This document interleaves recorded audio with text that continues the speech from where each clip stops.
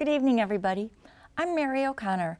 On behalf of the Alaskan Aviation Safety Foundation, thank you to Alaska Public Media for sponsoring Hangar Flying. Tonight, we have Mike Hodges back on the program. He's an accident investigator with the National Transportation Safety Board here in Anchorage. Welcome back to Hangar Flying, Mike. Thanks, Mary.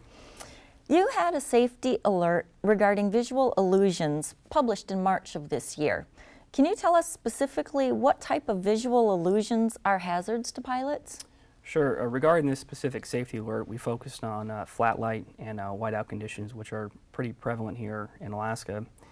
And with flat light conditions, those are basically a visual illusion where the pilot has a hard time determining their distance, depth, and altitude. And that's usually over snow-covered terrain or large bodies of water. And with a whiteout situation, that's a situation where usually the snow comes up and the pilot has a hard time determining distance and depth and can become spatially disoriented.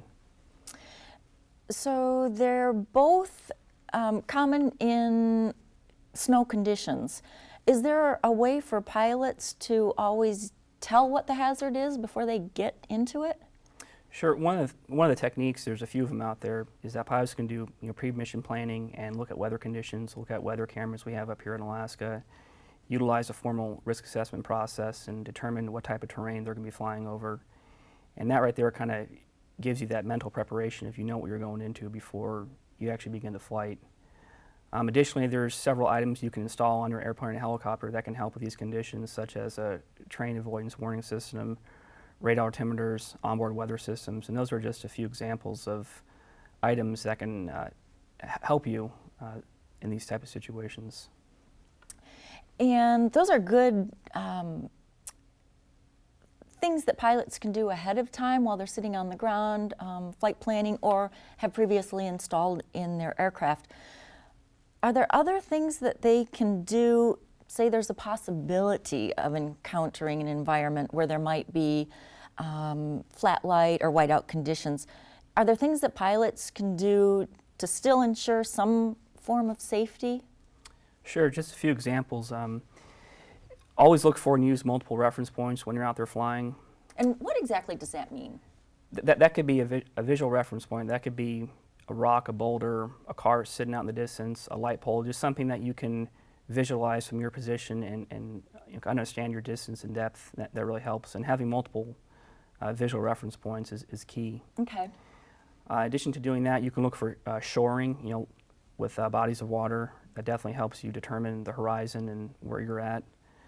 You can also drop things from the airplane or helicopter, such as weighted bags with flags on them. That kind of determines how far above the ground you are. And those are just a few examples of techniques you can do while you're in flight to determine or kind of understand where you're at and where you're going, if you will. So it would make sense for a pilot who knew they might encounter these conditions to even have some flagging attached to rocks in advance, being prepared for such a situation. Definitely, definitely. Okay, so that could even be carried in a survival gear bag or situation, right? Definitely, yep. Okay.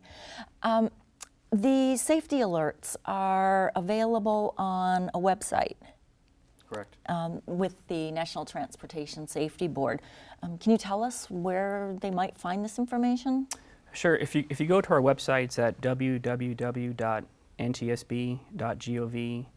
and if you go on there, we have a large section for safety alerts and safety studies, and we actually have safety alert videos. You can go on there, and it's really good outreach material for pilots and mechanics and other folks involved in aviation. Thank you.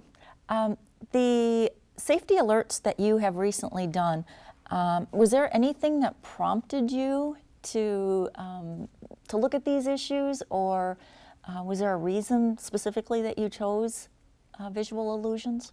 Sure. With the visual illusions safety alert, flying up in Fairbanks a couple of years ago, flying helicopters, I was familiar with the concepts of flat light and whiteout conditions on a personal level.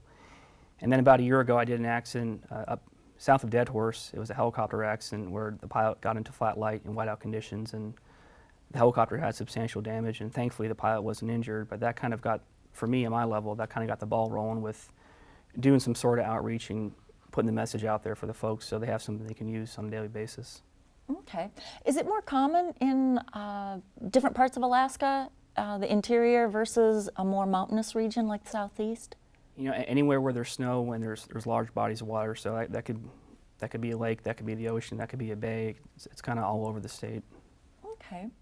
Well, thank you very much for your information.